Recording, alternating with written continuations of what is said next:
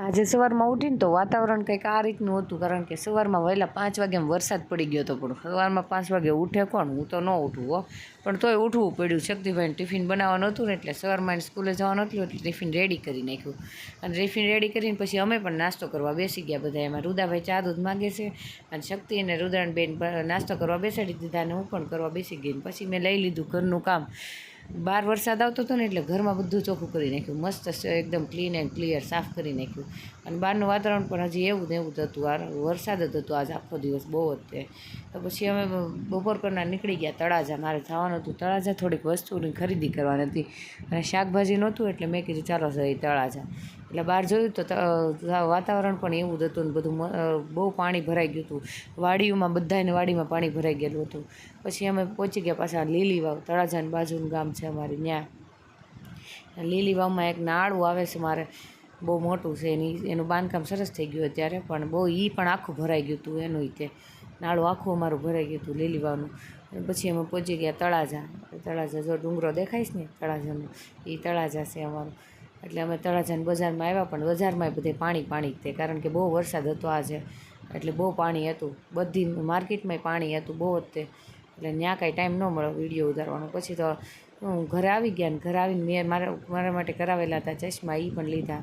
જો આ મારો લુક છે ચશ્માના, કેવા લાગ્યા કોમેન્ટ કરજો. અને પછી તો બધો નાસ્તો લઈ લીધો શક્તિભાઈ માટે, અને પછી શાકભાજી બધું લઈ લીધું, દૂધી ને ઉરિયા ને ગલકાન રીંગણા, ને પછી મંચાવ સૂપ હું લાવી હતી અમારે પીવા માટેનું, અને 3 ચોકલેટ લાવી હતી, મારી, શક્તિની અને રુદાની, અમારે ત્રણેયની.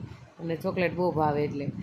અને પછી ખરીદી કરીને પછી સાંજ પડતા વાતાવરણ પણ હજી એવું ને એવું જ હતું, કારણ કે વરસાદ વધી ગયો તો બહુ હતો. એટલે પછી બધા નાહવા માંડ્યા. અને પછી મારા દેર છે અમારા ડીગુભાઈ, એ પણ નાહતા હતા અમારા રુદ્રભાઈનો ટેમ્પો લઈને. પછી બધાએ નાહ્યા અને બહુ મસ્તી કરી.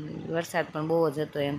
અને પછી અમારા રુદ્રભાઈ તો એના કામમાં લાગી ગયા છે, કારણ કે એને કર્યા આખા ઘરમાં લીટા, બધી ખુરશી મારી, ચીતરી મારી. મારો શોખ સોરીને લીટા એણે જ કર્યા. એટલે ભાઈ અમારા લૂસવામાં સાફ કરે છે, એ જાણી એટલે કે સાફ સફાઈ કરી નાખો. એટલે રુદ્રભાઈ લઈને મંડાણો છે, એટલે સાફ સફાઈ કરી નાખી. પછી રાતે આજે બનાવવાનું હતા ને, મારે વાતાવરણને ધ્યાનમાં રાખીને મારે આજ બનાવવાનું મન થયું, અને કીધું લાવતા આજ બ્રેડ લઈને આવી હતી. એટલે પછી મેં બનાવી નાખ્યા પકોડા.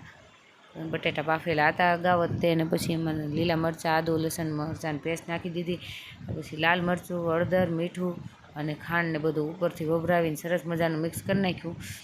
અને થોડું અંદર લીંબુ નાખી દીધું, ને ગરમ મસાલો ને કોથમરી ને એવું નાખીને બધું મિક્સ કરીને સરસ મજાનો ડોયો મિક્સ કરી નાખ્યો.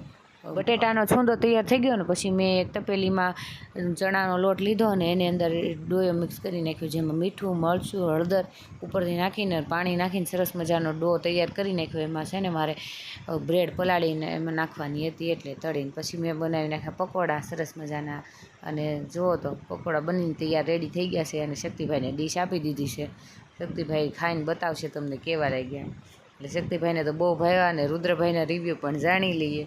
અરે વાહ, રુદ્રભાઈને પણ બહુ ભાવ્યા. તો thank you for watching my video. Like, share, subscribe.